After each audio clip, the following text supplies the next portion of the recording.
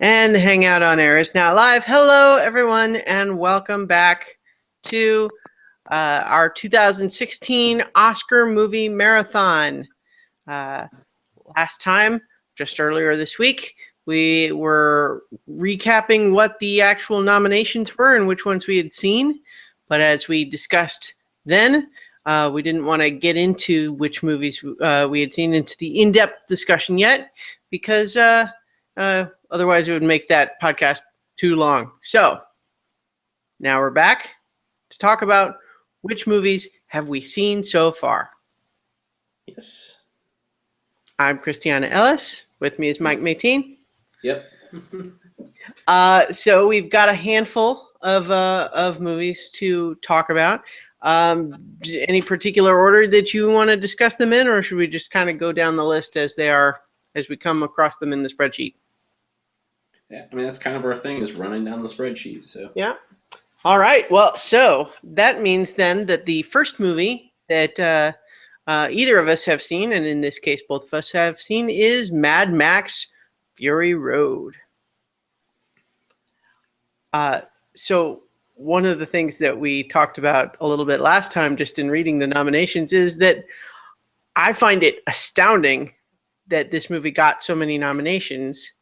Not because I didn't love it, because I did. I certainly loved it, but it just doesn't seem like the kind of movie that would normally get award nominations. yeah, I felt that way too. And it's a director who most of his stuff isn't award. It's not like they rebooted the franchise with a director who gave it some kind of pedigree. Mm-hmm. They rebooted the franchise with the original director who it's not like he's evolved into somebody who's a consistent award nominee. Right. You know, We're not dealing with Spielberg right. or Ridley Scott here like we have in some of these other Best Picture nominees. Yeah, that's a great point. Like it's not like they went and they said, "Oh, this is Mad Max now redone by Ridley Scott." No, Mm-hmm.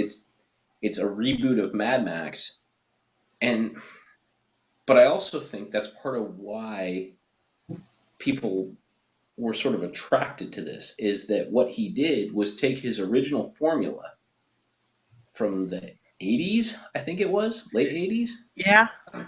Yeah, and it's the same exact concept, but it is told with a 2015 style. Mm-hmm. And I think that's what appealed to people is it was still pure to the original Mad Max, but it Mm-hmm. was it was stylistically like something we would look at in 2015. It had a lot of the, for lack of a better word, like the Michael Bay, jump Well, cut, like that I, kind of I, stuff. I think, yeah, I agree with you, but I just to even further refine that, I think what it does is it takes a lot of the more modern, a lot of it's editing, some Yes. cinematography and so on, but it takes some of those, but it's not enough, I don't think, to just say that it uses those tools. It uses them really, really well because there is not a single action shot in this whole movie where you can't tell what's going on. Fair, very fair. Yeah. That is friggin' incredible in a movie with this much action. That is borderline unheard of. Certainly when you're comparing it, say, to Michael Bay movies where half of it is incomprehensible nonsense on the screen. Yeah, and to be fair, I think what maybe tainted me with that thought was the opening, because the opening is a little bit not quite what you described. It is Yeah. somewhat incomprehensible Yeah, by design, though, at by least in that design, sequence. Yeah. which I also came to, but I was already sort of leaning into that. Oh, this is what this movie is going to be like, and then it, Mm-hmm. it did maintain that style, but in a much cleaner, more uh, tangible way, you know? Mm-hmm. Mm-hmm. I think that, certainly there's a lot of great elements to it, but to my mind, I think a, a big part of where the award recognition is coming from is a completely non-condescending way of saying, wow, this movie is so much better than we expected it to be, or that it had to be. And I don't mean that in sort of a, well, we had low expectations and you did okay, so that was better. Is more kind of like people heard that there was going to be a new Mad Max movie and they're like, oh, okay, Mad Max, really, again? Isn't that kind of played out? But then it blasts out of the gate with this thing and you're just like, holy shit, like I did not see this coming. This is some incredible action choreography. It doesn't overcomplicate the plot, and yet it has incredibly dense world building throughout. It's subtle but simple. There's a lot going on, and yet the plot ultimately is very basic. The characters are archetypes and yet interesting and layered. It's just like every single piece of it just is better than it seems like it had to be. And so all of it together just makes this excellent, this it's a work of excellence. Yes. I think so. Right. And I personally loved it. I thought, like, all the reasons why you liked it is, it just exceeded my expectations. And I went into it, I watched it recently on demand, and I already knew from people and websites and whatever that I follow that this movie was expected to meet my expectations or exceed my expectations. And it still did. Even knowing that people had said that this was going to be so good, even though you didn't plan on it being, I still was like, I don't know. I mean, it's just going to be Mad Max, and then the opening sequence again. I said it tainted my idea when I started to lean into this as sort of this Michael Bay jump cut thing, because that's what they were using on purpose for his to give his backstory in like a minute. So I fire up the movie, and that's what comes on, and it's like, okay, is it just going to be stylistically like just over the top, and that's why everybody said it exceeded expectations, because it's like so in your face. And you're right, it didn't end up being it. It was a really pleasurable, watching experience. Yeah, I think a big thing that sort of starts to make that transition, of course, is the introduction of Furiosa, who is an amazing character. Because Max himself is kind of an unusually passive protagonist as far as these types of movies go. Like he helps, but Mad Max, and a lot of people seem to forget, he's kind of always been this way, even in the preceding movies. I think the first movie is the only exception, but certainly Road Warrior and Beyond Thunderdome, he kind of just wanders into other people's stories, helps out a bit, and then moves on. That's kind of always been what he does, except for the first Mad Max, which is like, this is his origin. So he's more directly involved there. But so Furiosa, played by Charlize Theron, is just, she's awesome. Like she's got some interesting complexity in the sense that, she used to be like, she's the Imperator. She's trusted by this guy, and we definitely get the sense that she's done some stuff she is not proud of as a result of this.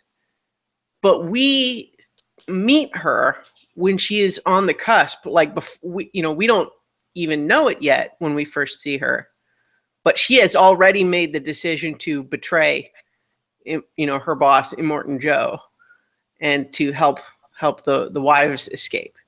So we see her when that's still all unknown, but that's inside her because she knows what's really hiding inside, the war rig.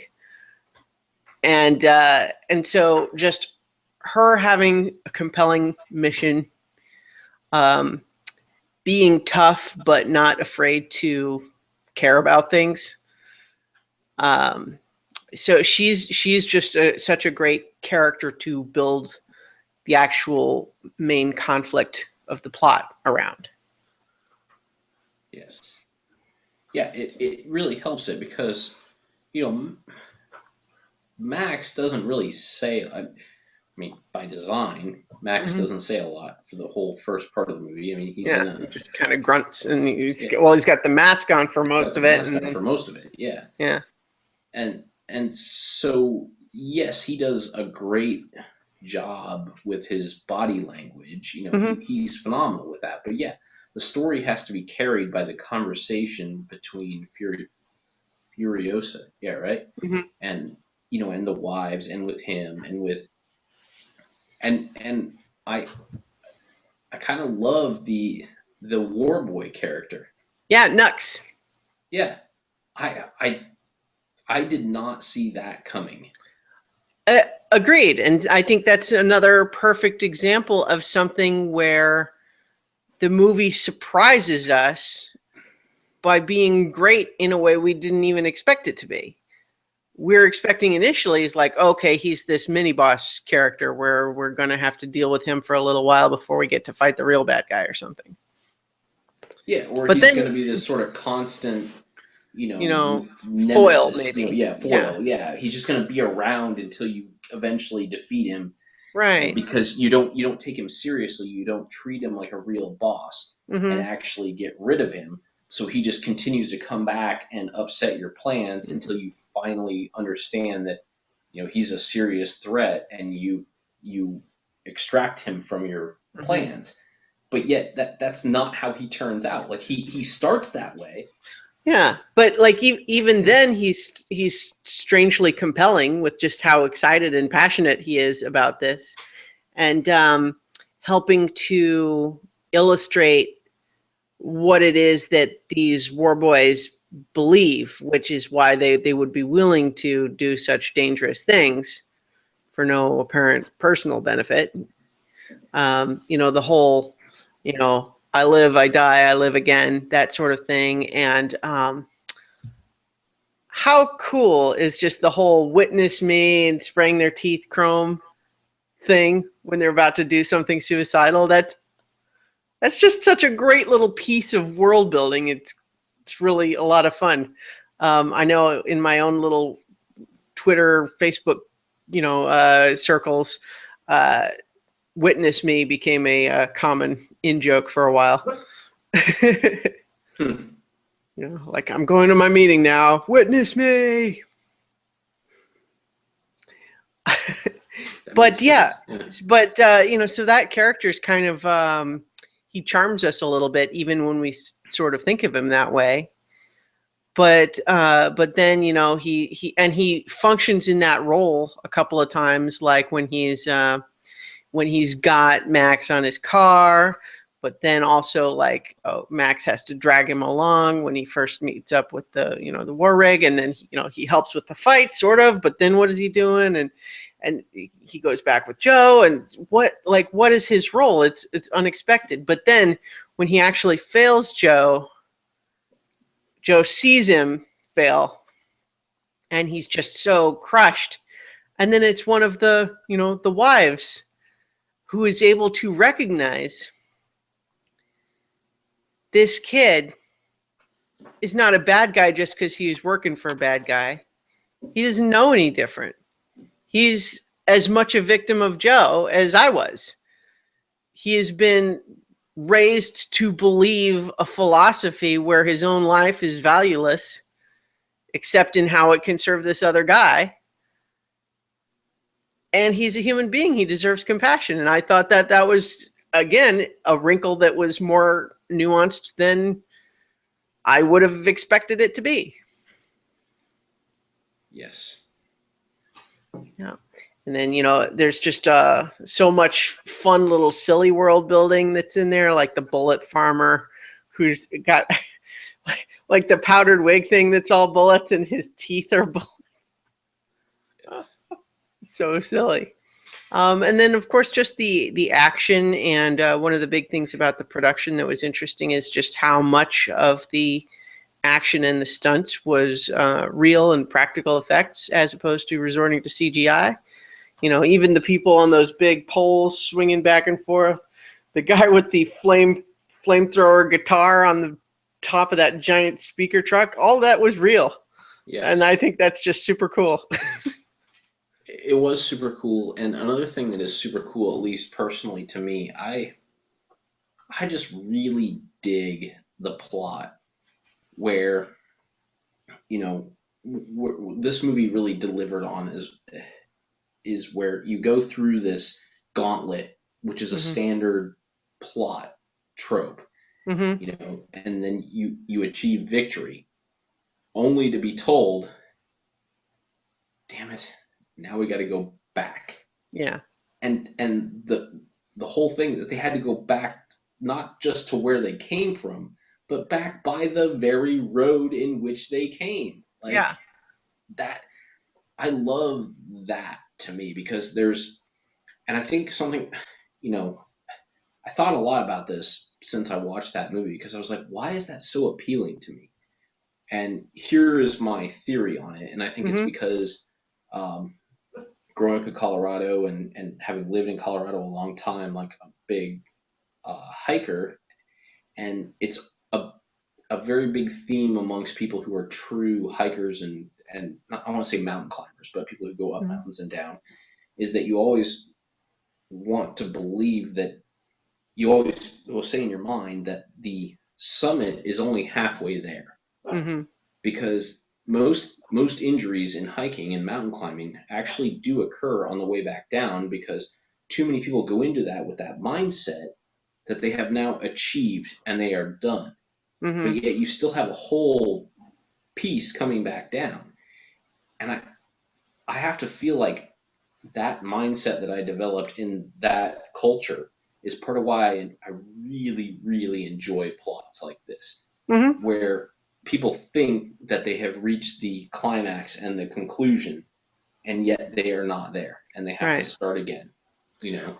Well, and there's a nice symmetry to it too, and also the thematic resonance of, not just sort of the whole hero's journey cycle thing, which is obviously there in not too subtle way, but also just the idea of specifically reclaiming power from the very guy who victimized them, not merely escaping, but actually going back and taking control. Yes.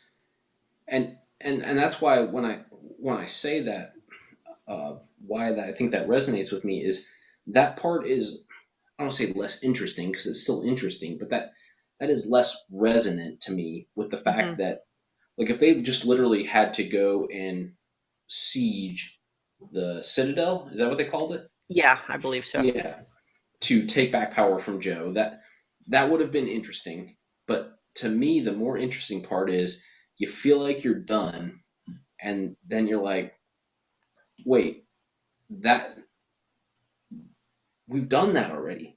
Hmm.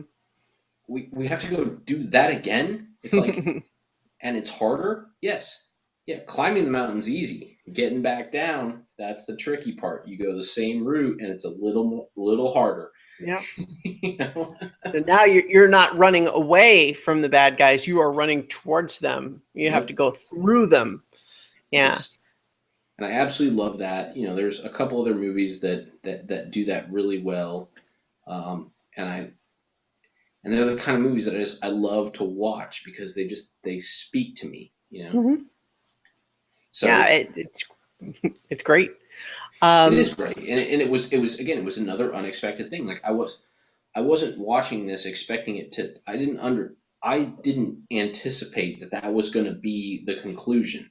mhm. And and movies that tip their hand a lot, that I can kind of pick up on that, and I sort of see Mhm. where they're going and can see where Mhm.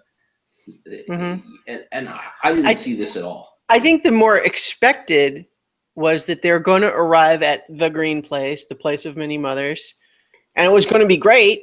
But then they would have to defend it against everyone who's followed them there.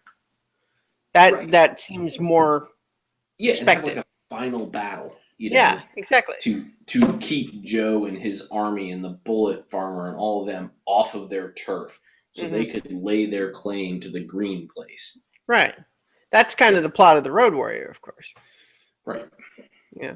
Um, One of the things that I thought was interesting about this movie is that I know a couple of people who it just didn't work on for whatever reason. And what they said about it when they were expressing their disappointment was, it's just a big car chase.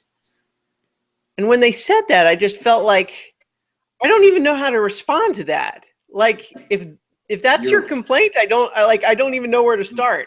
you're right, Yeah, technically, I cannot argue that it is just a big car chase. but it is the biggest and the best car chase. And then there's that Yeah. other point of you have evaded the chasers, and now you have to go back into the chasers head Yeah. on. And now all of a sudden, a guy that was helping the people chasing you in the car is now your ally and a new resource for you in your now new, more difficult Hmm. battle. Like, yeah, there's so much more to it, even though that is correct. Yeah.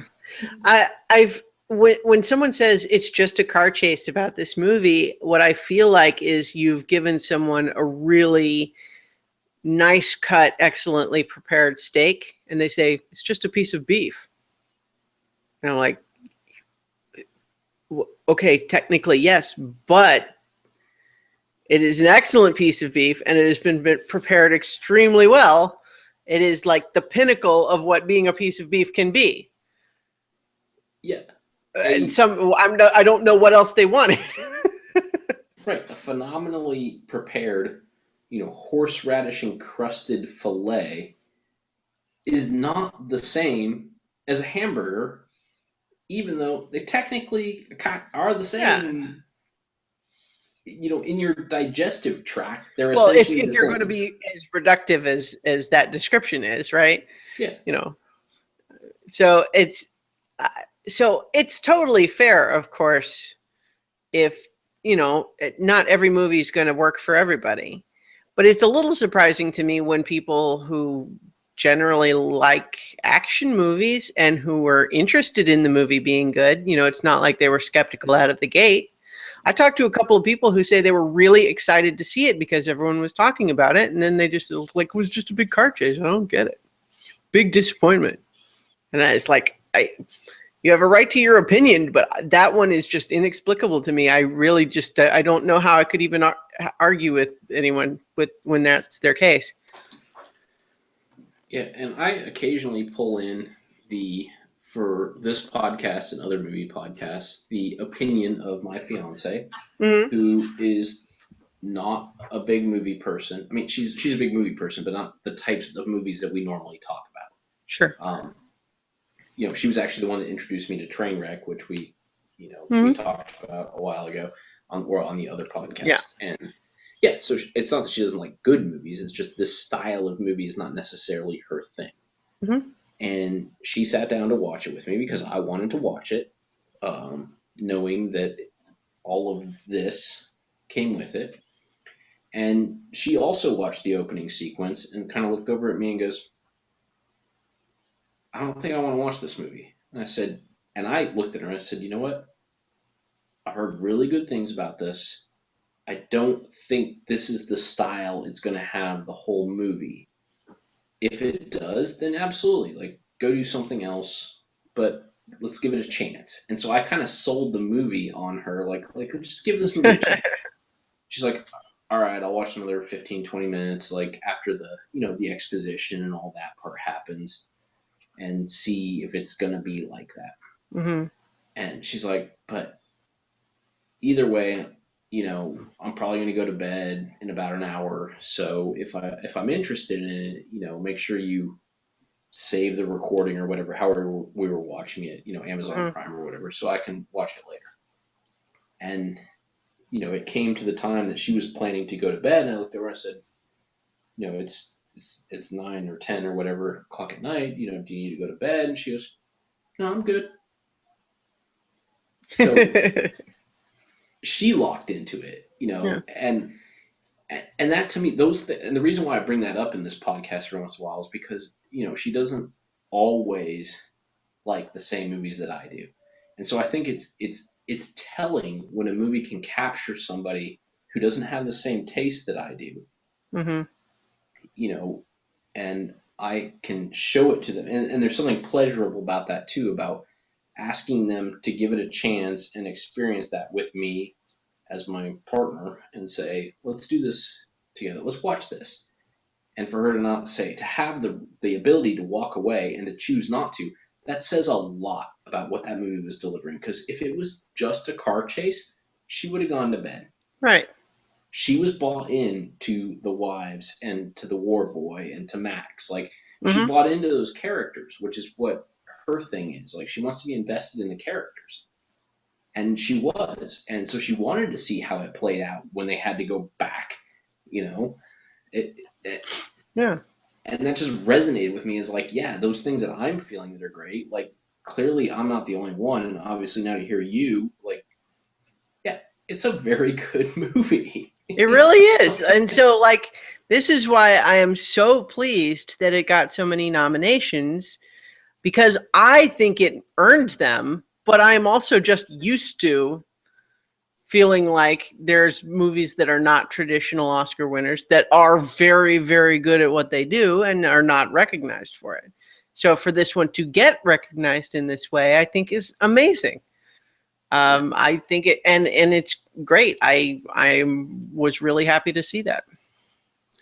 yeah, and it's gonna be Best Picture? No, I mean, I don't think so. Is It it gonna? probably won't win. We'll see. No, it's probably not gonna win any of the major categories. And Hmm. but this is one of those ones where like you cringe to say it, but it's an honor that it was nominated. It is. It is. Well, I that's the thing Yeah. is that I for it to get. I mean, it had the second most nominations out of everything. Best Picture and Best Director nominations when I wouldn't have expected to get it to get anything other than visual effects in the sound ones, maybe. Uh, Right. that's that's impressive, and that is really saying something, even if it doesn't win any of those. Right. And you know what isn't in there is Star Wars. And Hmm. I know they're not the same movie, but they're the big flashy action movies, you Yeah, know?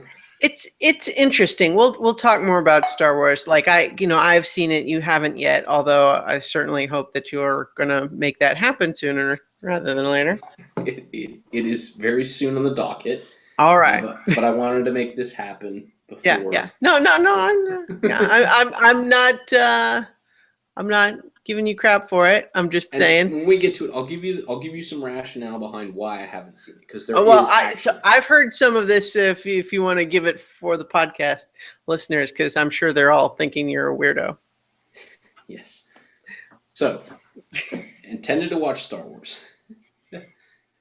Bring the fiance back into the picture.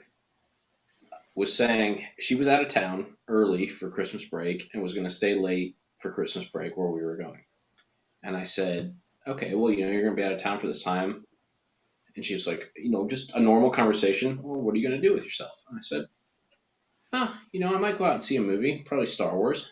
She goes, well, I'm kind of interested in that. I've heard that you don't need to have seen the other Star Wars to enjoy this one. And I'm actually shorthanding a lot of this, as you Hmm. know, because you've heard the whole piece of how this evolved. But yeah, Yeah. she came to the conclusion that she didn't need to see from input she'd heard from other people all of the previous Star Wars, which she hasn't seen. So now I'm in this position of, well, I thought since you always make this big deal how you've never seen Star Wars, I thought I'd be okay to just go watch it. But now you believe that you can go watch it, but I would like to see it with you for the same reason Mad Max. Like, I'm not offended if I go to a movie with her that I want to like and she doesn't like it, but I still want to try. That's Hmm. part of the deal. Yeah. It's So I fun to said, share that okay, sort of thing. Yeah. we'll see it together. And so we go to Christmas break and we're talking about going to see it. And it doesn't end up coming together. And then we return and I say, okay, I'd like to go see Star Wars. And she says, oh, well, isn't your mom and dad, aren't they kind of into Star Wars? And I said, well, yeah, they would like to see it. And we were going to see them 2 weeks after Christmas break. So she says, hey, we'll go see it with them. I'm like, I can't argue that. I can't argue and say, okay, we won't see Star Wars because we're going to go see it with my parents, who I see twice a year. So I said, all right, we'll do that. So then the morning we get to Colorado, where my parents are, I said to my dad, I said, hey, you seen Star Wars? He goes, no, haven't seen it yet. I was like, hey, you want to go see that? He's like, yeah, I'd be interested. I was like, what do you think about doing today? Like, what's mom doing? He goes, well, your mom's got appointments up until like 5 p.m. tonight. And then there's this really cool NFL playoff game. So I'm cool with just sitting around with y'all and hanging out and having some dinner and drinks and watching the NFL. So, okay, do you want to go see it earlier? He's like, well, your mom kind of wants to see it. I was like, okay, so we won't go see it before the NFL games. We'll hang out and we'll watch the NFL games. All this is good. I know this is a long story, but it's important to me because I really did want to see this movie. Yeah. Even better, we get there. My mom comes home at 5. We're all sitting around. We're eating nachos, drinking beers, like having fun. And she's like, oh, yeah, so happy to see everybody. The Star Wars commercial comes on during the NFL game. And she goes, man, really want to see Star Wars. And I just go like this, And she goes, why did you just do that gesture? And I was like, because we wanted to see Star Wars. We purposely haven't seen Star Wars to see it with y'all. And you've been gone until 5 p.m. and now we're watching the football game. And she goes, well, we could go see it later tonight. And it's like, no, we've already agreed to do this. Like, So it's like every time I've planned to go see the movie, and I was talking to a friend at work, and they're like, why didn't you just go fucking see it? You didn't have to tell anybody. Like, just go see it. And then when you go see it with your fiance or your family, and be like, oh my god, I can't believe that happened or whatever. And I don't even know if there's those moments, but if there are, it'd be like, oh, whoo, that's impressive. Like, have you managed to avoid spoilers then? Yes, I have no idea what happens. Fantastic. That's impressive. Because people are definitely at this point impatient about being spoiler free. I have, and that's the thing. I have no intention. It's not like people start talking about it. I'm like, hey, no spoilers. I haven't seen it yet, and they'd be like, well, it's been out for 3 months, 2 months, or whatever. Yeah. So yes, I'm going to see it. It's just, a little bit over 1 month. That's it. Believe it or not. Really? December 18th is when it started. Oh, which even reminds me, there was even another issue. This has been like the movie I can't go see. We had like a guy in town for, a consultant in town for like 2 months he became a friend of mine, and he was interested in things to do in Austin. And one of the big things here to do in Austin is to go to the Alamo Draft House, which is kind of famous as one of the first theaters where you can drink beer and all that kind of stuff. And and now many theaters have that piece of it now. So the Draft House maintains this, cultural awareness by showing a lot of, cult movies within the week and stuff like that. So it's maintained its presence. And it said, you know what? You want to see Star Wars? You're only in town for a couple of months. Let's go see Star Wars together. And I agreed to see Star Wars with him.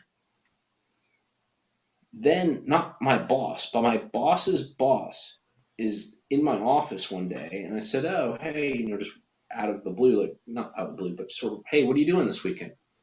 He goes, oh, I'm going to see Star Wars this weekend with the consultant.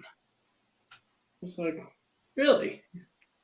So this is the guy that I agreed to go to the movie with. And I'm like, you're in here in 2 months, and you're going to see Star Wars with someone else already? And he's like, I completely forgot. Do you want to come with us? And I was like, I have another thing planned that night. So it's like my first attempt to see it was foiled. And then I plan to see it with somebody. Then I plan to see it on my own. Then I plan to see it with my fiance. Then I plan to see it with my family. And every single time something has come up, and it's really frustrating because I'm like, I just want to go see this fucking movie. Like, yeah.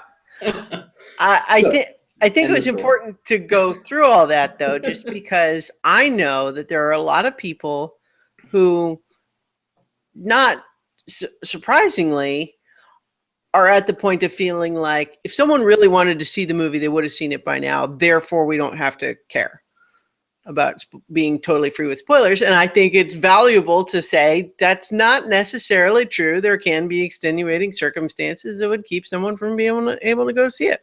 Right. And if you take just the general theme of everything that I have, the fact is it's a big enough movie that there are probably other people out there who want to see it, are interested in seeing it, and have had a couple of opportunities because a lot of the people they know would like to see it, but those plans fall through because the other people don't necessarily care as much. So it's not about me not wanting to see the movie. It's about all the people that I care about and want to spend time with haven't wanted to see the movie enough to make it, or with me enough, I guess, to connect all of it. And I don't think that's unique to me, you know. So, Maybe it is. I don't think so. But in any case, even though we were kind of just going down the list, since we've already talked about Star Wars a little bit, what I'll just go ahead and, once you've seen it, we'll discuss in more detail. But in the meantime, what I'll say just generally is that I liked it quite a bit. It is a very clear attempt at a course correction from the prequels. It's not much of a spoiler to say that the first line of dialogue is literally, "This will begin to make things right," which you can choose to read into or not, whatever. But in any case, it's very clear watching it that the subtext of the movie is, okay, we know that there were some things about the prequels that did not go over well. We're going to try to make this one more like the old ones. And that's kind of the subtext. It's very funny. I like all the new characters. I think it's great. So I'll leave it there until we can go over in more detail. Awesome. All right. So if we zip back up, are we done with Mad Max, you think? Yes. Yeah, I think so. The next movie on our spreadsheet order that we've both seen is The Martian. What did you think of The Martian? I really enjoyed The Martian. I think I made the joke on the last podcast that I still feel is that it is still just, I mean, it's gravity on Mars. And I don't mean physically gravity on Mars. I mean that the movie Gravity, and what was interesting about that is also what's interesting about this movie. It just happens to take place on Mars instead of in orbit. It's about someone, fighting the dangers of space and the, because there's that's sort of the last frontier, sure. Yeah. It's that space is the last thing that's so big and scary. And when you have someone alone in that place, there's a story to be told there, because things don't work the same way, and you have to have an ingenuity and a preciseness that isn't necessary in normal problem solving. And that's kind of the overarching theme. But what made this better to me, I mean, I loved Gravity, but I loved Gravity because it had that theme and because it had really cool visuals. Yeah.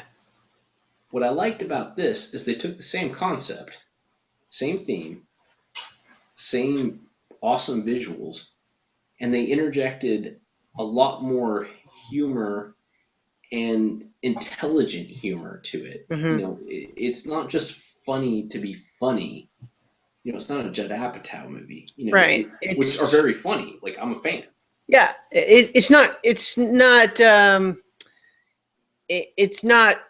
trying to be funny, if that makes sense. I mean, obviously the movie, they want the funny parts to be funny, but it's more that the humor comes from using humor as kind of a coping mechanism to deal with the stresses that the characters are under, as opposed to saying, we're making a comedy, here are the jokes. Right. and it's very smart. Not that gravity wasn't it. There's just this level where you at least for me, you feel like you're playing in a different level of intelligence when you're watching this movie because Hmm. you're buying into he's the hero and and the other sort of sub heroes, if you want to call them that. Yeah. You're Supporting buying in, characters. How about yeah, that? supporting characters, but in reality they're the sub heroes because they're Yeah, also sure. they're also solving this Their problem from a participation is critical to mission success. right, because they're solving the same problem he is, but from their perspective. Right. His Everyone's, perspective is stay the fuck alive. yeah. And how do I science that? And their perspective is how do we get him out of there, you Mm-hmm. know, before he dies? Right, right. Because Yeah. all his plans on how to stay alive, their contingency is not 100%. Yeah. Let's figure out some other stuff. But everybody's solving it from this like super high intellect level, and it makes me feel Yeah. like, and I feel like I'm pretty smart, but that movie made me feel like I was playing at a different level in my mind, and I liked that. So go ahead, yeah. Sorry, I'm just trying to get my dog to stop barking. Please be quiet, Luna. Uh, in any case, I think what you said about like the different level of intelligence, I think what that makes me think of is it's less. It feels less about intelligence to me, the difference, but more about. Uh, sorry, my dog's making noises. More about in gravity, everything is a lot more is playing out on a much more allegorical, metaphorical stage. Meaning, it's like the action is really happening, but it's still almost functioning on this kind of abstract level that ties in with like, oh, her feelings about feeling lost after her daughter died, and is there any way to come back, and there's all of these sort of thematic parallels being layered in there, and it's really telling a story about a character in a bad situation, whereas The Martian is kind of coming at it from a different perspective, which is to say, let's think of a really hard problem to solve and then put smart characters in it so that they can solve it. Which is it's like the difference between plot-based fiction and character-based fiction. Neither one of those is better than the other, although certainly everyone can have a preference. But I think The Martian is much more of a, wouldn't it be cool if we told a story about someone who got stranded on Mars and then everybody has to try to figure out how to save him? Whereas Gravity feels more like, let's tell the story of this character who it's happening to. And it's more on a allegorical, metaphorical level. So from the science perspective, I agree there's a lot more technical detail and everything in The Martian, but that's because that was kind of baked in with the approach, that Yeah, it's a lot of engineering. yeah, but the the level of problem solving, because it kind of felt to me like maybe this is a terrible example, but I know you're always a big fan of giving these metaphors. Sure. So I'm going to try this one. It, and I don't want to be dismissive of it because when I say this, so Mm-hmm. it kind of felt like playing the game Lemmings, you Okay. know, Yeah.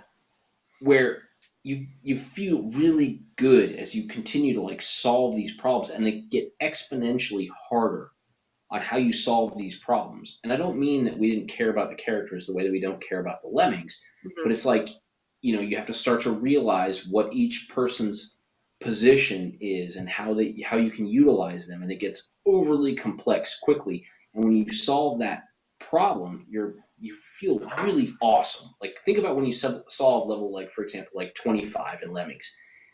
You're like, man, that just took I just scienced the shit out of that, like the Yeah. quote from the Yeah. movie. Yeah. Like, Yeah. yeah, like I put them all in the right place and they did everything and it all Mm-hmm. worked. And this movie felt to me like it gave me that same sense of like intellectual joy, but almost like a level like I had just solved level 25 in Lemmings, Yeah. and I Yeah. got to watch somebody work through level 100. Mm-hmm. And it just made me feel smarter.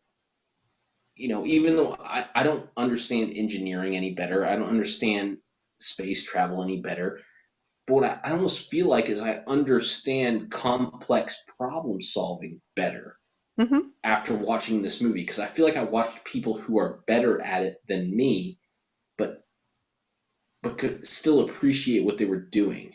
Yeah.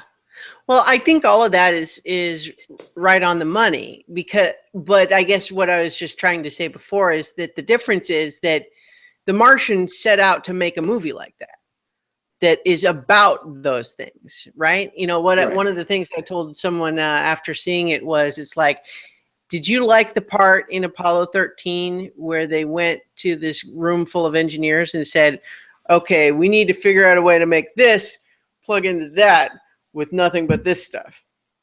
And if you like that scene, then The Martian is a whole movie of that kind of scene. I did, and I do. Yeah, there you go, right? Yeah. And so so the difference I was saying is just like The Martian explicitly set out from the get-go to make a movie about that stuff, which is fun and I enjoy it. I like it a lot. I was only just comparing in the sense that it wasn't I didn't think of it as any kind of a failing or a miss on Gravity's part that it doesn't have that, because I don't think its intent was to do that as much. No. Right, and I Yeah. liked Gravity, and Hmm. so maybe let's roll this discussion on and remove Sure, it sure. from the comparison to Gravity. But the only reason I did that is because I did Well, feel the same. I think there's a The, reasonable overlap. It's worth yeah, comparing it's the here. same thematic concept, and I think it's important because there's a reason they have the same thematic concept, and it's because that's the last place where we are truly have to be there's an ingenuity that's required in space that is unlike anything else we deal with on Earth. Hmm. And that used to be you used to be able to use that theme with other Earth-based things because we were unfamiliar with them. But we Hmm. are so familiar with everything on Earth that even Everest movies aren't they're it's not the same, Yeah. and underwater is probably the closest, Hmm. and we've had, but even that got pretty well done with like the abyss and stuff like that. Like it's the same concept, Hmm.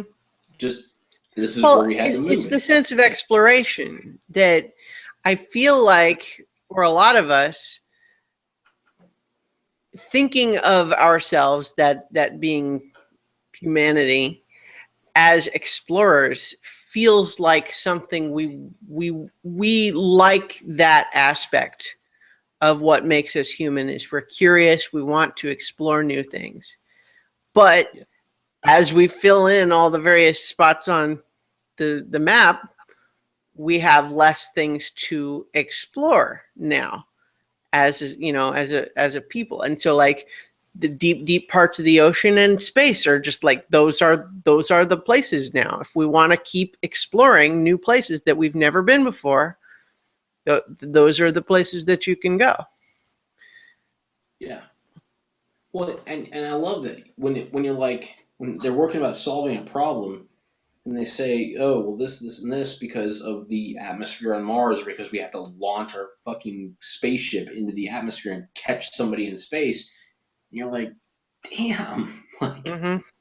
I I couldn't I can't even fathom how you would solve that. And so it's fun to watch them solve it, even if you know what their their problem solving could be complete bullshit. I still loved it. um, But let's move on from the gravity thing. And sure, sure, here's sure. No, another. okay, go ahead. Well, I mentioned this to you when I texted you that I was watching the movie.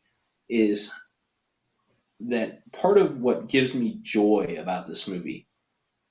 Is it's not the first Mars movie, and there have been a lot of movies about going to Mars that just they haven't grabbed me this way.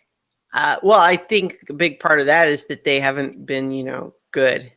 They haven't been good movies. Yeah.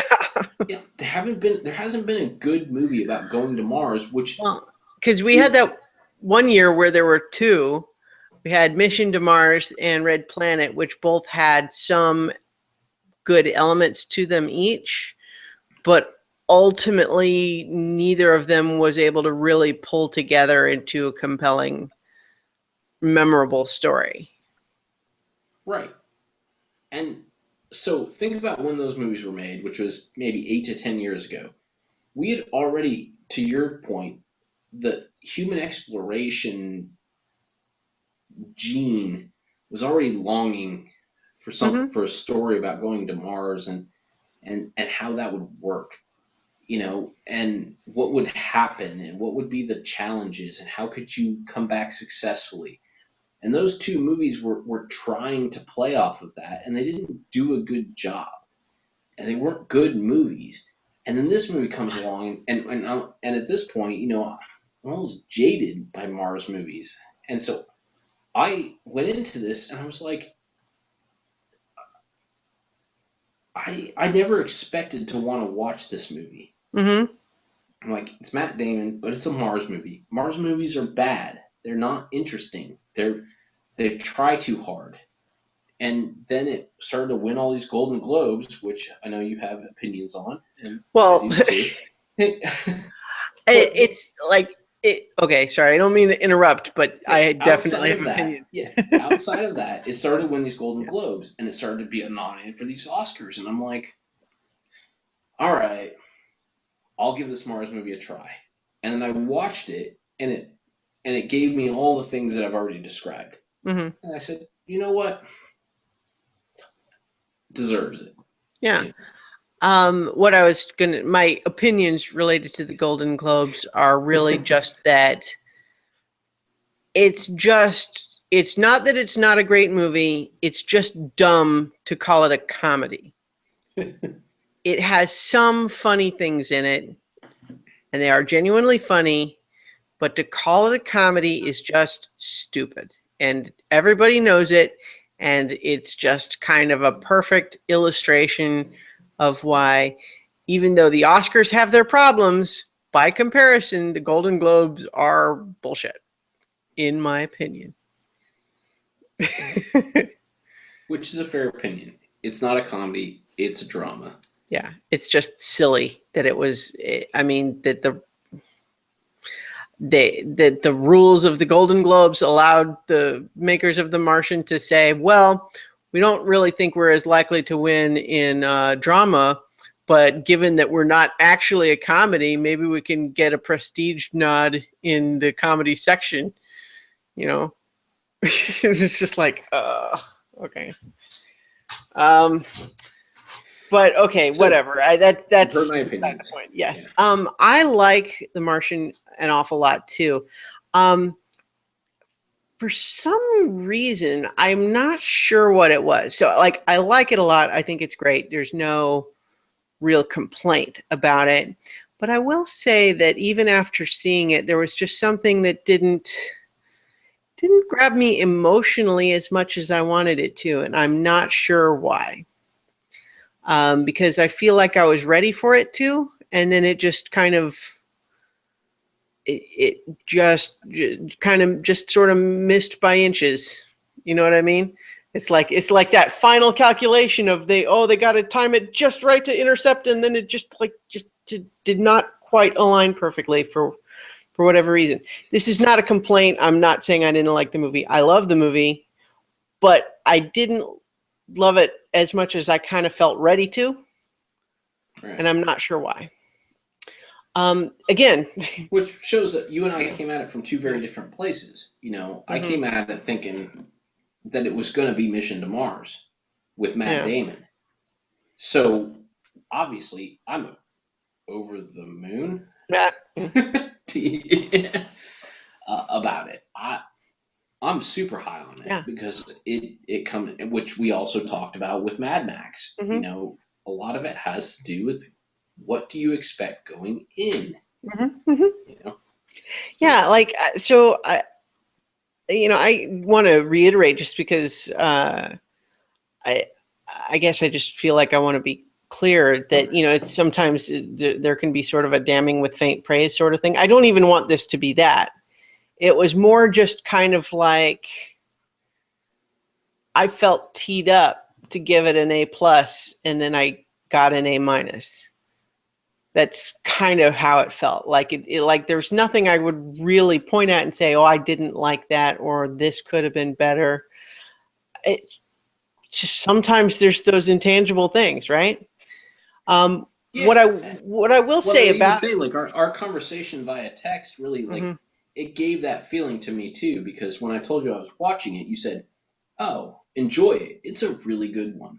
You're gonna mhm, like this." And so I knew from the outset that you liked it. mhm, And then I started saying, I told you some of my favorite lines and stuff, and you're like, yeah, it's a great movie.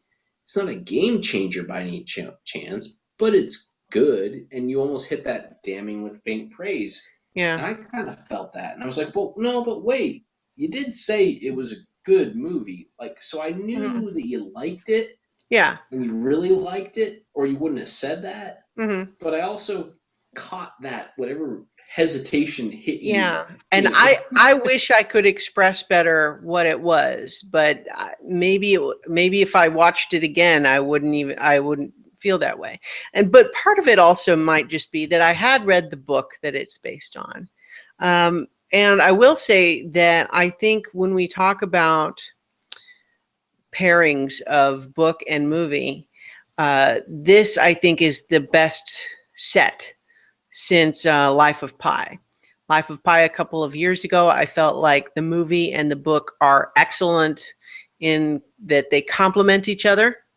They go well together. If you liked one, you should also seek out the other. and Either I way. echo that. Yeah, that is also something I have read and watched that movie. I 100% agree with you. Mhm. They are different than each other, but good independent and Mhm. even better together. They each have a strength that the other lacks, and they reinforce together. So like having seen both, you get to experience both of them with the added piece that the other format provides. Yes. Um, Which for the life of Pi, we'll really quickly cover it. It's mhm, the book gives you the depth of being in what is it actually like to be in that boat, mhm. and you're overwhelmed with the feeling of what's happening, What's which going can't on in his what's head? going on in his head, yeah, what he's seeing, how is this all coming together, and how what's going on in his head is eventually deconstructed, and how painful that is. Mhm. You Well, know, and the depth and nuance of his personal philosophy and how he integrates the different religions. There's just room for so much more detail and context in print than yes. you can cover in a movie. And then when the movie brings to you is the visual just power Hmm. of what it would be like to actually like live on a boat with a tiger. Yeah, You know, if that is indeed what happened, you're like, I feel like it's what we see on screen. So to that extent, it's real. yeah, but Yeah, it's real either way. Even if it's what you right, read in the right. book, it's what's real at the time. Yeah. Whether it's what is actually physically what happens or not, that's a Hmm. philosophical debate of the whole story. But that doesn't matter because Hmm. when you're reading that in print, you don't necessarily feel the Hmm. you feel the tension in the words, but you don't feel the tension in the visual of like, oh my god, like Hmm. he's literally like here from the Yeah. tiger, Yeah, and the film just exactly. kills that, And so the with the Martian, Anyway, the it's Martian. very similar in the sense that the movie is able to convey the the visuals provide such uh, a visceral impact to the desolate Martian plains, the vastness of space when we're in orbit, the pacing of the action. Those are all the things that the movie can do really well. That is much more difficult to do in print. You can have just the action beats happen just as you want them to, and then it's coherent without having to describe everything that's happening in a way that slows down the pacing. And it's just, that's one of the things that movies are better at. It's one of the strengths of movies. And so showing all of this visually is a tremendous asset in the film versus the book, which has a lot more of the detail, what's in the characters' heads. Also, just even more of like the science and the technical detail, which I found to be one of the biggest pleasures of the story in general, even in the movie, is just getting into, well, how do you solve these problems? And what's the process that you use to try to figure it out? Something seems impossible at first, so what do? You start breaking it down into like, okay, well, this big problem is actually 5 separate smaller problems. So let's look at each of those individually. Okay, well, this one, okay, food. How do we make sure he has enough food? Air. How do we make sure he has enough air? Heat. How do we make sure he doesn't freeze to death? That sort of. And you try to attack them individually. You break it down into manageable chunks, and you make a plan. And that aspect of the story is, I think, one of the greatest pleasures of it. And there's even more of that in the book. For example, in the movie, when he's finally doing the drive from his initial site to the other site, where he's going to take the rocket, that is kind of just a montage in the movie, but it's a whole sequence in the book. It's like almost like a quarter of the story is that trek, because more stuff happens. Like he starts going into a dust storm that's so big and diffuse on the edges that he cannot see the gradual dimming as he's going into it, but they can see it on the satellite. But because he's at that point, like, he's ruined his communication thing, so they can't tell him that he is moving into a dust storm, that once it gets dark enough, it will diminish the efficiency of his solar panels so much that it will basically ruin the whole plan. So what does he do about that? How do we solve that problem? And just there. And at one point, he rolls the rover and has to try to dig it out and do all of that stuff. And so there's even more of that in the book. Talking through it right now, I think maybe part of what it was is that when I read the book, it was just so surprising. It was kind of a revelation. And I felt about the book kind of the way you're describing how you felt about the movie. So maybe what it was is just that I kind of was expecting the movie to feel the same way, but it was impossible for it to feel quite as revelatory because it is actually just the same story. So there's no way that it could feel like as much of a discovery as the book did, because I already knew the story. And maybe I just had an unrealistic expectation for it in that sense. Yeah, and maybe that's the same way I kind of feel about before we move on, I'll make this quick. Mm-hmm. That I felt about like Jurassic Park, which in hindsight, I do actually feel like the book and the movie work well in context with each other. Because the movie was able to launch a concept that made many other movies, which are entertaining enough. Mm-hmm. And the reboot is actually one of the better ones. But the movie Jurassic Park itself, seen outside of the book, is a fun adventure movie with dinosaurs, and it's really intense and really cool. Mm-hmm. But it's just not the book. Yeah. And when I had literally put down the book and gone to see the movie like 2 days later, it never clicked at the time. And now in hindsight, I can watch Jurassic Park and say, you know what? That's pretty awesome. Mm-hmm. Some of those action sequences, they're worth not having this piece from the book that I felt like was important, Mm-hmm. and maybe that's a little bit of what you're feeling is that, in hindsight, you'll go back and look at this and say, you know what, maybe I shortchanged it a little bit because Mm-hmm. I'd read the book and I kind of knew, but because you weren't going into it with you knew the expectation that this was going to have this really cool science aspect to it and Mm-hmm. problem solving aspect to it that like the rest of us who didn't read the book just didn't know that was coming, and it was so Mm-hmm. pleasurable. Yeah. So It just like it maybe the analogy that just came to mind was it's like when you have someone who just first um, breaks a world record, say in a 100-meter dash. I don't know, whatever. The point is that they've just broken the record. Hooray! Big deal because they just broke a new record. All right. And then a couple weeks later, someone else comes along and ties that time.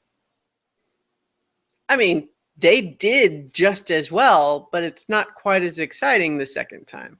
yeah, And I think that that was maybe part of it, is that I sort of, in my head, for some reason, was expecting it to recapture that same sense of discovery, which is really unrealistic but none of this, I've kind of been teasing it out as we talk about it. So I didn't really have any of this rational in my head at the time. that's But part of what we do. yeah, to be sure, independent of any of that feeling, I think it's a very good movie. I think it's absolutely worth seeing, and I like seeing it in the get the nominations that it did. I mean, we got Best Picture, there of course, but then the other nominations it got, Best Adapted Screenplay in particular. I think, as I was just describing, comparing it to the book, I think that's an excellent adapted screenplay. With Matt Damon for getting the best actor nomination, I thought he was really good, but I haven't seen the other roles to compare him against. I like Matt Damon. I kind of always expect him to be great. I didn't necessarily think of this as one of his standout best or anything. Like there was nothing wrong with it, but I was not blown away or anything. Yeah, but you're going to get the nomination when you carry a movie that is primarily just your character, not even interacting with other characters. True. He deserves the nomination. Like without him or without somebody equally as talented as him, this is a terrible movie. Mm-hmm. Yeah, no, I agree. I agree completely. He had to carry a lot of weight. Yes, you have to want to be invested in how this guy is operating to make it work, and it's one thing in a book where you have that book thing where you sort of like project yourself onto the main character and all that. You can't do that as much in a movie because, well, sometimes you can, but it's different. It's different. It's trickier. Yeah. Well, it's like what I actually felt made the later Hunger Games movies better even than the books, because I actually felt like the story benefited from putting a little bit more separation between us and Katniss emotionally. I preferred the experience of empathizing with her as another person as opposed to experiencing her reality with her, if that makes any sense. Yes.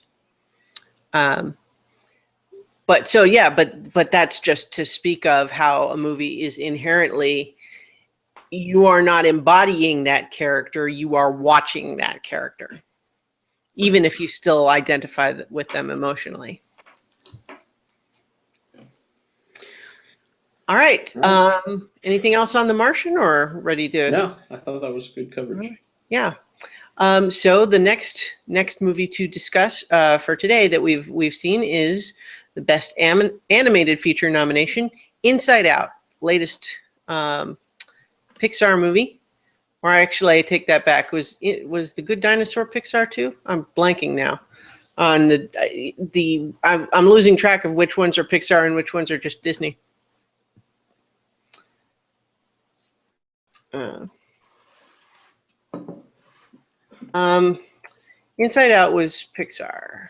But I liked Inside Out, whatever it was. Yeah. So, yes, definitely. So much fun. Okay, they were both Pixar. I don't know why I was. So it wasn't. I guess they don't often come out with two in a year. I think that was maybe why I was.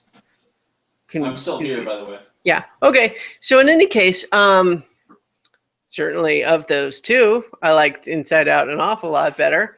I thought Inside Out was great. It's one of my favorite animated movies in a while. Although, I mean, there's a lot of animated movies that I like, to be fair. But I thought this one, it was really kind of incredible. It took it took a premise that let's be honest, could have even been hacky at this point. You know, just the idea of like, oh, inside your brain, you just have all these little parts of anthropomorphized parts of your brain that are actually driving up in there. I mean, that's something that like they've done that in like, you know, like Saturday morning cartoons a bunch of times. There was, you know, an ill-fated sitcom about it in the 90s. And it's just like, it's not a new idea. It's kind of been done, honestly. But they found sort of a new spin on it that was able to make it bigger. Like the premise is really bigger than just the novelty of the idea. Yes. That's what I liked about this movie, is that the concept and of what they were doing was sort of simplistic and kind of, okay, yeah, we've seen that before. Mm-hmm. The execution was phenomenal. Yeah. It grabbed you emotionally. It made you feel, you know, there was tension, there was drama, you wanted this to work out for not just for the girl they were a part of, but for each individual emotion. You wanted them to be successful in what they were doing. Like, they were characters in and of themselves. They weren't just, you know, sketches. It really blew me away how that all worked. Yeah, well, and not only that, but just how unexpected and kind of amazing is it to be telling a story in what's ostensibly a kid's movie, where essentially the lesson at the end is the value of sadness. Yes. That is not a typical theme for a kid/family movie. And yet, so it's kind of a mature grown-up lesson. Honestly, I mean, I'm not sure if kids are even really going to pick up on that aspect of it.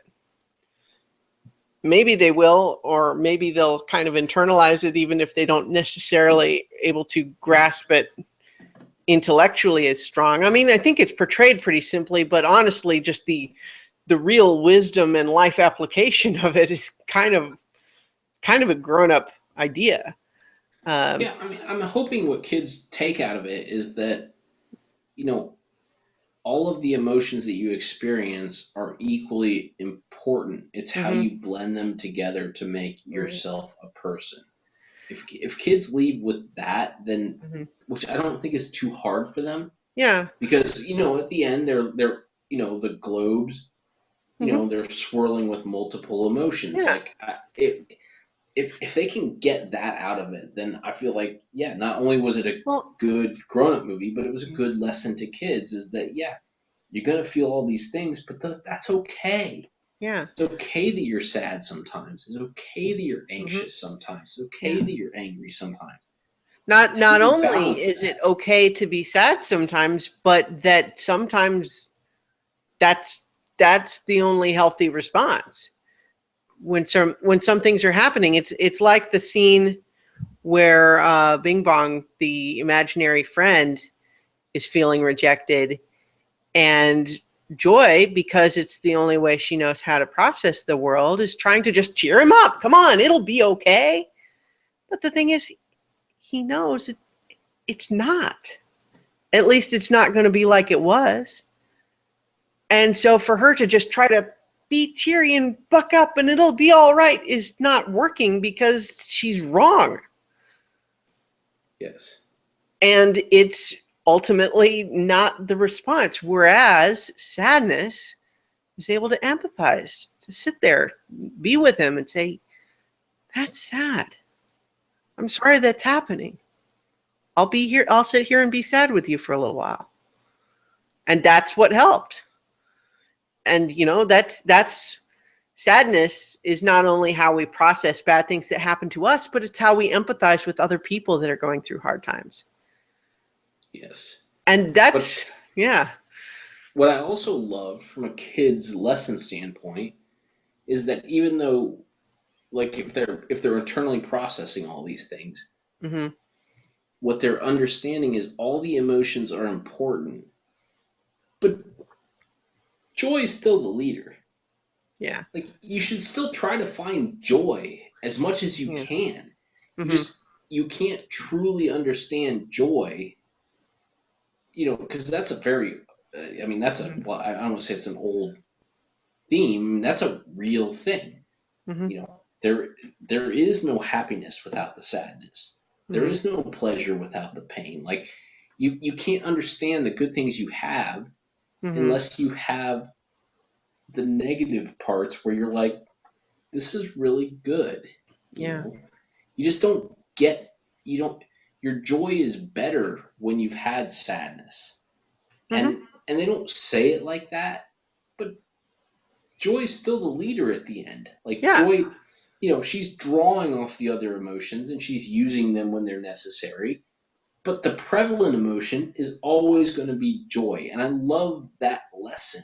Mm-hmm. Like, because as you said, like, the depth of, yes, you want to experience these things. And when it's time to use sadness, when it's time to use anger, at the right times, those are the right things to do.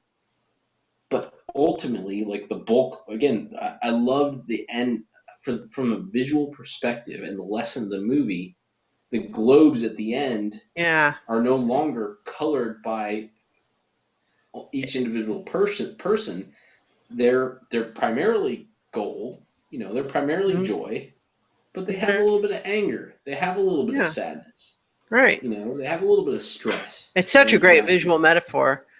it's perfect. Yeah, Because, not perfect, but yeah, well, it's the great. truth is, as we grow up, Yeah. life gets more complicated, and you start having these memories that it's like, oh, it was such a happy time. I remember that day. It was so great. It'll never be like that again. Or, you know, you could also have like, oh man, I was so bummed out that day. But then, you know, it's like, but then my mom came in, we went to get ice cream, you know, and it was like, and everything does start to blend together. Right. But not in a like homogenizing way, in a more complex way. Right. And if you're healthy, then the joy is still the prevalent emotion. Like, that's what you Mm-hmm. want to feel when you look back. Like, that's part of nostalgia, Yeah. is that you sort of you polish off a little bit. You don't get all of it off, Mm-hmm. you know, or you're kind of being delusional. Right. But you say, okay, like, there was that time, and here's why I'm a better person because I Mm-hmm. went through that, and I'm joyful for that. Like, that's what I felt like when watching this movie. It's like, man, this just really told the story of life. Like, Well, I mean, it was yeah. intense without meaning to be. Well, I mean, Meaning to be, yeah, but without being but overt, effortless. effortless. That great. That's a great way to describe it. Yeah. Yeah. The the coming of age, growing up aspect of, like, you have these key memories that are kind of how you define yourself to you. It's like, which are these memories where it's like, when I think about who am I as a person, and I need evidence to support whatever my conclusion is, you have these sort of key memories that you go back to, right? And then she has hers. But then as you're getting older, it's changing. If one of the key memories that was always something, oh, this thing always used to give me joy, but now for whatever reason, something has happened, it starts to make you a little angry too, or sad. But it's still your key memory, and that starts to change. Well, who am I? Am I the same person I was before? And the answer is maybe not. But that's something that everybody goes through, and it's scary, and it can be sad, and it can be traumatic even. But you kind of you carry on. You say, okay, well, maybe that's shifting, but okay, so what am I now? And you have some of the stuff like the imaginary friend, where like that's super sad when he sacrifices himself. And that can be a little bit like when you start feeling like as you're growing up, it's kind of like, you know what?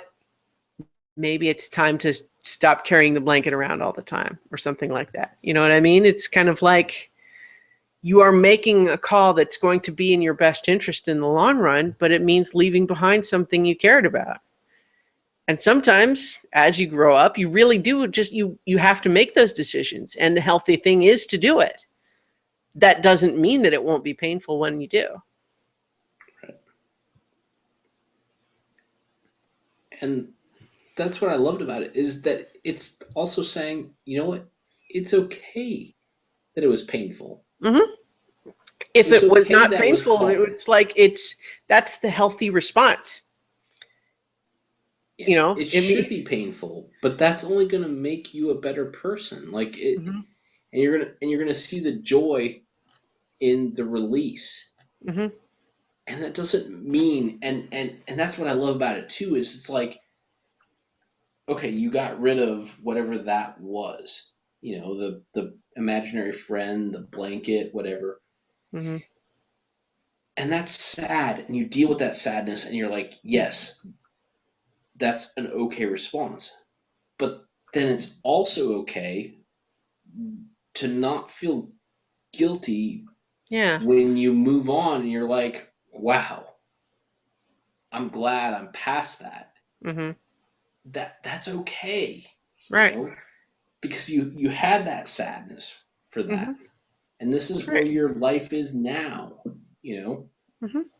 and those, and that's the thing is, watching that as an adult, you feel those same things, and Mm-hmm. I mean, it really, it was a good movie. Yeah. Yeah. It's really good. And then on top of all of these, it almost feels like a pun to say emotional issues.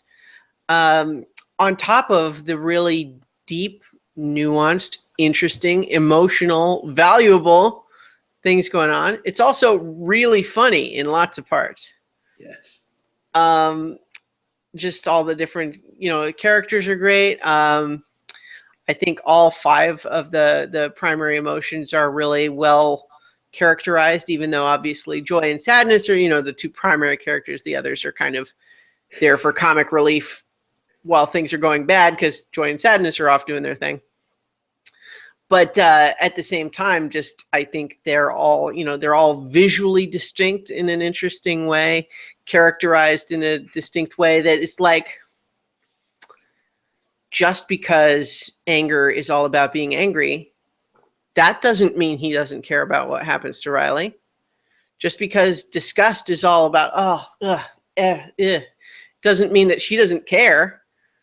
It, like, none of those things are, they're all context, It's like, and I read an article by a psychologist who was really just saying that it is a pretty good distillation of trying to say, well, what are the actual core emotions that they feel, that where you can, distinguish one from another, because disgust is not the same thing as fear, right? Anger is not the same thing as fear. Fear is not the same thing as sadness. And so you can see where some of them might start to be fuzzy around the edges, but you can kind of agree that there's a distinction. Yeah. And so having those five be characterized, and yet still making the case how each of them really is important.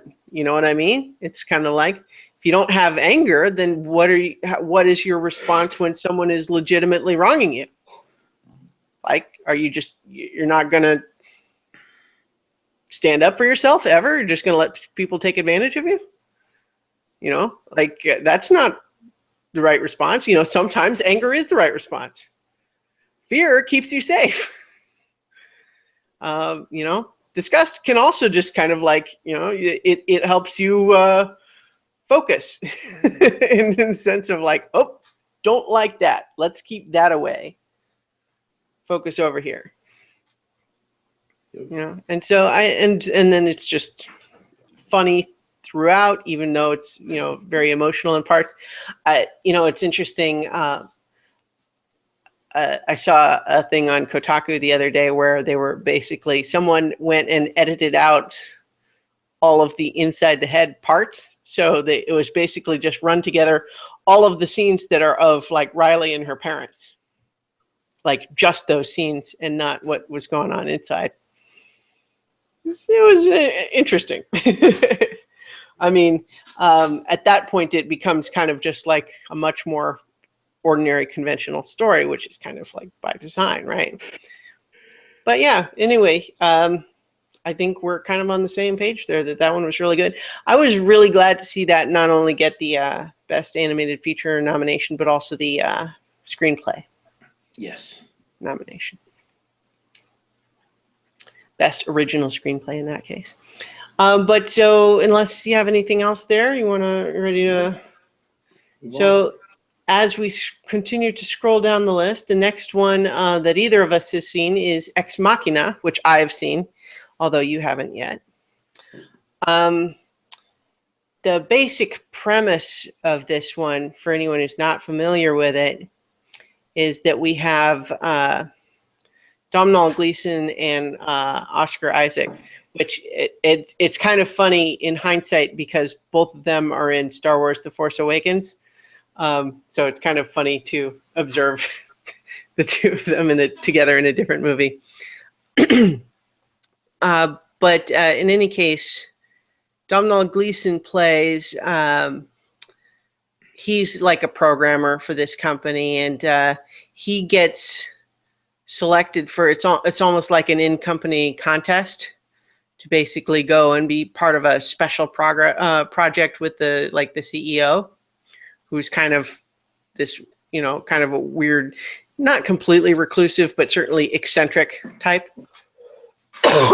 Excuse me.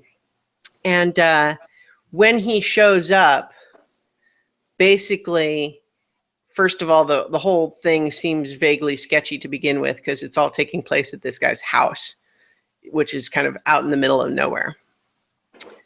But basically what the guy is saying is, I have created an android with artificial intelligence, and I need you to help me test it to try to tell if it's like real convincing artificial intelligence or if it's just kind of another fancy simulation. And that's sort of the beginning of the story, and where it develops from there, I think, is really interesting. And I think it's interesting both on a surface level in terms of what it explores, like directly, in like literally what the characters are talking about in the scenes. But there's also a really interesting subtext to it that I didn't even really pick up on completely until it was pointed out to me. But once they did, I was like, oh, yeah, I see that. But I think it's really interesting. It's visually stylistic. There's a lot of neat visual flourishes. There's some great characterization. Alicia Vikander, who is nominated for Best Supporting Actress in The Danish Girl, is also in Ex Machina as the artificial intelligence android, and she's really good in that. So I really recommend it. It's not got a lot of nominations, so it's not necessarily going to bump up your percentage all that much. It's only got 2. but I really liked it.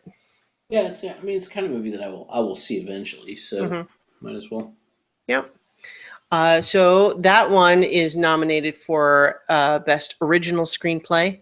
And then also, I think, Best Visual Effects. Yes. Um, the next movie on the list that is also nominated for Best Original Screenplay that you have seen and I have not is Straight Outta Compton. We talked about Yes. that a little bit last time, but is there anything additional you want to cover? It's definitely one that I'm going to try to see, so we'll discuss it more then. But anything else you want to cover about it now? Yeah, I feel like I'm really interested to have you see it and us discuss it because I Mm-hmm. want to know, is that movie as interesting to somebody who didn't kind of grow up with NWA? Right. Yeah. Not that, I mean, you and I grew up at the same time, but NWA was not like a thing that you were listening to, and No, definitely not. yeah, right, and it, and that's why I smile when I think about this movie. It's just like, man, I remember it does such a great job, which I'm reiterating from the last podcast, of taking these cultural moments, these things of why NWA was important, and it plays to the audience. And so I'm curious, is that as interesting to someone who the audience play doesn't hit? Because there's scenes in there where I'm just like, yep, oh God, I knew they were going to cover this, and I'm loving it because they're playing to me right now. They're not even telling the story anymore. They're just saying, remember this? Remember how you felt when you first heard this song? This is what it was like when we made it. And you kind of pictured that in your mind, but here's how it really was. And you're like, fuck, yeah. So I have a totally different relationship with Straight Outta Compton than you will. Hmm. And so I'm really curious once you've seen it. Yeah. Well, it's definitely one I'm interested in, so I'm going to make a point of seeing that one. And conveniently, it is one of the ones that I can just rent on Amazon Video. Oh, Yeah. So it will be easy to see that one. So the because we already talked about Star Wars, the only remaining movie that either of us have seen, and in this case we've both seen it, is Spectre, which is actually only nominated for Best Original Song for the Writings on the Wall, which is the opening Bond theme song. As far as the song itself, I have mixed feelings. Is not even right. It's more just kind of like I listen to it and it's like, yeah, that sounds like a Bond song, but I feel like I don't really have any other strong opinion about it one way or another. I feel like, yes, what you're feeling is part of why it's in there and part of Hmm. what the honoring of the movie comes from. Mm-hmm. Is it sounds like a Bond song finally. Like it's a Bond song again. Not the other ones weren't. Well, yeah. I mean, you don't think Skyfall sounded like a Bond song? This one though just sounded like it was such an homage to Bond songs. Mm-hmm. And the movie is an homage to Bond movies. Like it just, and not that Skyfall wasn't, and not that Quantum of Solace wasn't, and not that Casino Royale wasn't. Like those were all close. Mm. This one just said, you know what? Let's just tip it over the top. Let's just go back. Let's just say, you know what? Let's take everything that the old Bond was, and let's just go for it. And this song is kind of an embodiment of that. You know, Yeah, I'm thinking you had a different reaction to the movie than I did. you didn't feel that way about that movie? I liked it, but in a semi lukewarm way. Oh, I took it as, you know what? We've been tinkering with this for a while. We've been naming movies. We named Casino Royale the same way.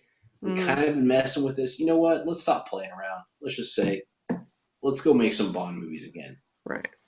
So And I loved it. to put it in context, just for anyone who's not, doesn't know my history with Bond movies, not that I've made it a matter of public record or anything, but I have never necessarily had any particular special affection for James Bond. That's not to say I don't enjoy the movies. I do, but I kind of have always just thought of them as a relatively consistently entertaining series of action movies with that follow a character who's got various traits that are continued throughout the franchise.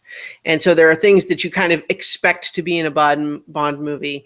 That's part of what makes the franchise distinctive, but I don't necessarily have any special identification with it or anything like that. I like the movies, but that's kind of where it begins and ends for me. When we talk about like the Craig movies, specifically the most recent set, Casino Royale is really good, and it really felt like a breath of fresh air after the Pierce Brosnan ones that had come before it. You're writing something down. Keep talking. All right. Quantum of Solace, I really didn't like very much. I didn't. I mean, it had some interesting things about it, but ultimately, I feel like if you asked me to tell you about it now, I would say, well, like, isn't there a part in the desert and like at the end they make the bad guy drink oil or something?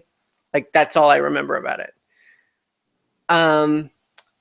Skyfall, I liked, but again, it wasn't necessarily like I didn't feel like I was blown away by it. Spectre, I think I liked more than the last two, but again, it wasn't something that I feel just overwhelmed by. I was like, I liked it, but I just sort of felt like you're right that it leans into a lot of the things, like it's really trying to say, well, let's just do that Bond thing. And it has some great sequences, but a lot of them really just like, it felt like there's almost no effort put into making them tie into each other in any rational way. Like they are literally on the run from some hospital in the middle of the snowy mountains, and they have to run out of the building under gunfire. It's not like they even have time to pack a bag, but then they're on a train with fancy ball gown and a tuxedo, and it's like, what? Where? What? No, it's now, like, yes. Okay. Yes. So I will say, yes. When they're in those clothes, I'm saying, yes, okay, they look cool. This is clearly what they wanted.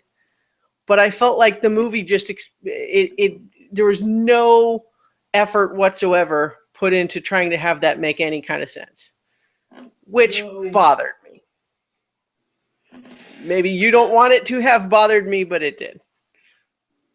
I know, and then I started writing a thing to like show in my window while you were talking, but by the time I got far enough through it, you were far enough along that it didn't make sense. Well, the other thing was that if I'm the one that's talking, it'll be showing my video and not yours. I would see it, but the people watching wouldn't. They don't see it at all? I thought they saw it like small. It switches back and forth. We see it small, but the final video just switches back and forth. Oh, well, okay, well, I'll reserve this maybe later. I mean, you can show it while you're talking. If we were getting into talking about stuff about Bond, I'll reserve this. But, so again, yeah, so I'm not going to totally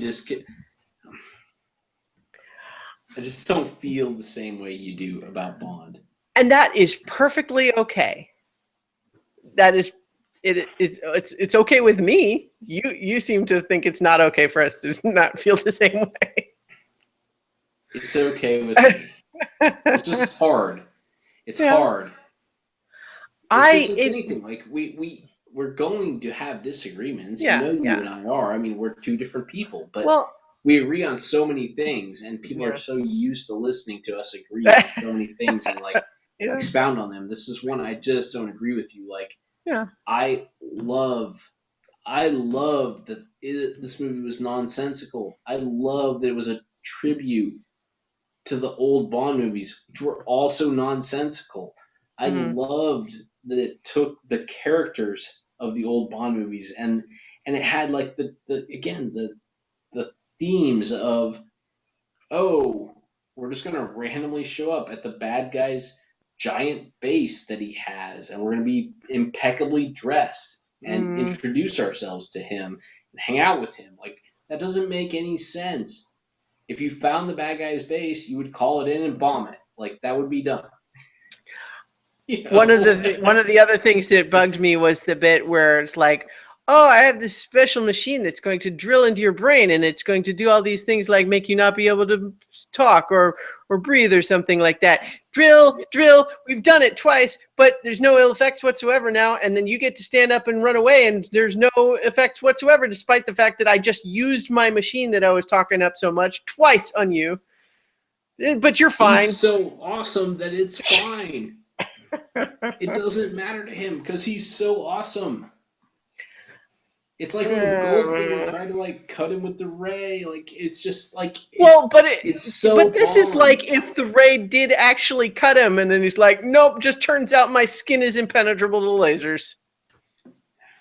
You're getting a little. No, he's Bond. He is awesome.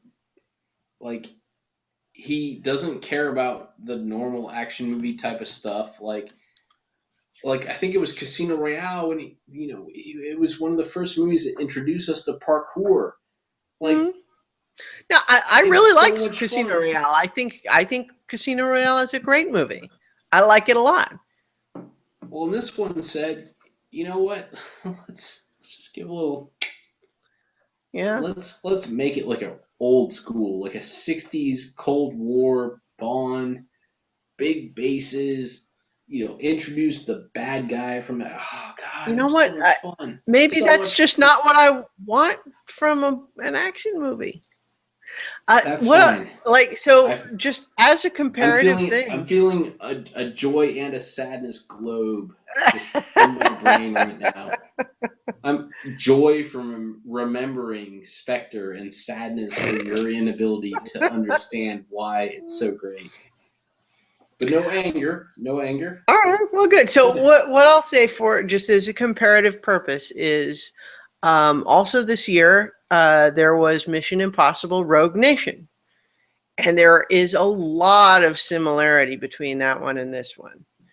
Just basic plot. Um, there is a shadowy organization is killing people we like. We got to go stop them. That's that's the basic plot of both. I don't mean to be reductive in a dismissive way to Spectre, except in that I'm saying the same thing about Mission Impossible: Rogue Nation. But I liked that one better. I Maybe it's just because I don't necessarily have this specific nostalgia for all the old Bond movies and the various trappings. I like it okay, but it's not a part of me the way it seems to be for like I get what there is to like about it, but for example, it's like sports in a way.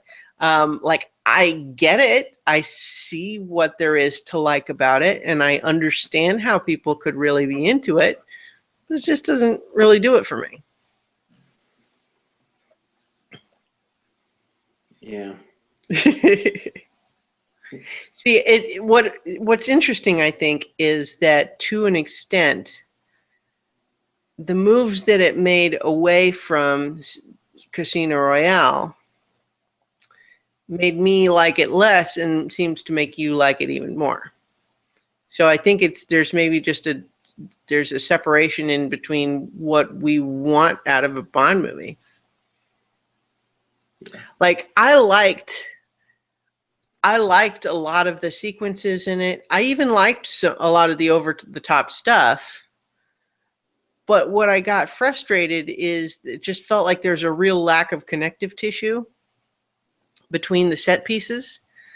Um, there was not very much effort put into making any of it seem remotely plausible, which So what? Well, that I missed that. I felt like a little bit more effort put into those things would have made a very big difference for me. Fair enough. You know, That's and that's what bothered me. yeah, and it works with the evolution of the books. It works with the evolution of the early movies. That's how all of this worked in Bond. Is it started with, and that's why I kind of loved that they took the same evolution. Like the Casino Royale was more of the.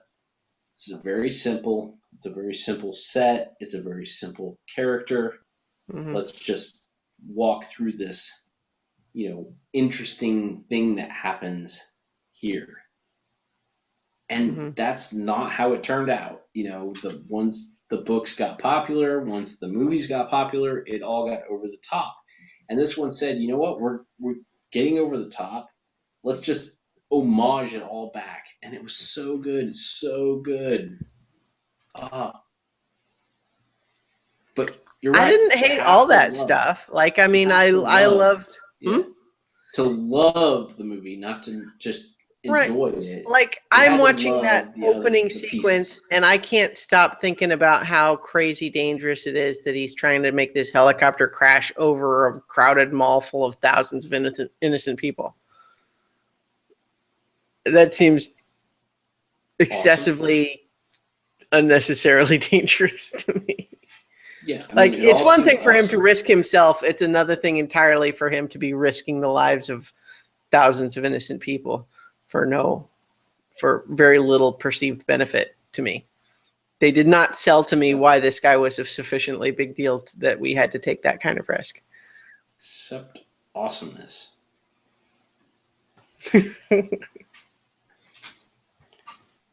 So, but all that aside, it's the movie's on the list because of the song, Yeah.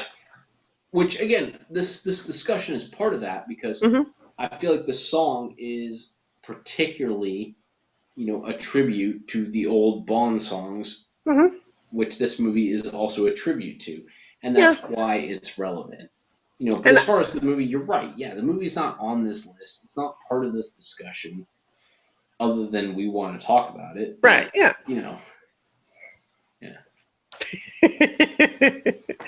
It is unusual when we have that is most one of the more significant disagreements we've had in a while on in terms of taste in movies because as you said we're usually pretty closely aligned. Yeah. And again, it's like I don't want to say like I had a bad time at the theater or anything. It was just like I went to see it and I'm like, Yeah, because you had all an right. awesome time, you just didn't realize it.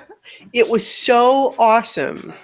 You're just not Um, familiar with awesomeness. See, I'm not as You don't awesome have the as James awesome Bond, and so thing in your when head. Blofeld's little drill went into my head, it erased the memories I had of how awesome it was. And it left me with this confused misunderstanding of what a Bond movie is supposed to be, what makes a good action movie. I forgot. You're focused on like one little thing in the movie. Well, But there was 2 hours of the movie that were awesome, and there was 10 minutes that you there is a just can't lot of figure great. out. No, there's a lot of great stuff in it. The train fight was pretty awesome. That was incredible. I loved the train fight. That was great. I loved it. There was lots of great things in it. Again, it was like there was great set pieces, but I just sort of felt like the movie left me not able to fully enjoy them because they were not set up properly or they didn't make sense for one reason or another. You don't care that they didn't make sense. You almost feel like that's a feature, not a bug. But to me, it didn't work that Yeah. way. Why waste time on that? Because it would have helped me enjoy it more. He needs to get to this place and look impeccable. So let's get him in a really phenomenal suit and just get him to where he needs to be. And fuck that other stuff. Yeah. He It's like looks awesome. He's in a great suit.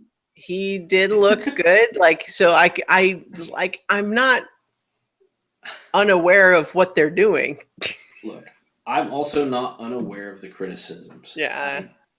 I'm taking a hard line because I really liked it. And that's fair. See, that's a perfectly reasonable thing. This is exactly is And it's it's like part of why, like we I don't know if I don't think we recorded it, but it's why I love the movie The Kingsman. yeah. Is it that sort of hits the balance between what we're talking about right now. Hmm. It takes the fact that there's some of us that think this is really cool, but it acknowledges this is a little silly. Yeah, but I feel like that movie puts more effort into having things make sense, even if it's in a sort of heightened way. I I don't know. I don't feel like it. I guess I don't feel like it made so little sense. Anyway, It's not. we spent more time talking about this than movies that are actually nominated for good stuff. So Well, that's fine. Like, okay, understand. so what I understand your perspective.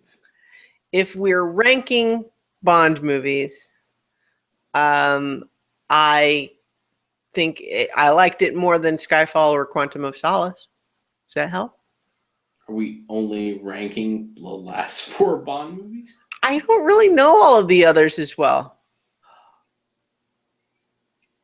Then we can't rank Bond until you watch the other ones. We can't rank Bond. All right, homework assignment is in addition to watching all the Oscar-nominated movies, I will watch all of the James Bond movies. And the top 100 movies ever by the AFI. You also need to watch Bond movies. All right then. I'm not saying.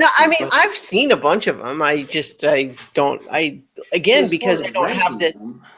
Like you can't have. I mean, are you gonna have to rank Bond movies? You have to have legitimate discussions about whether Thunderball is better than like The Spy Who Loved Me, even though like Thunderball is awesome, but it's 90% diving, and is that too much diving to take away from The Spy Who Loved Me, which has a little bit more relationship stuff? Like, again, you can't have those conversations because you don't watch these movies.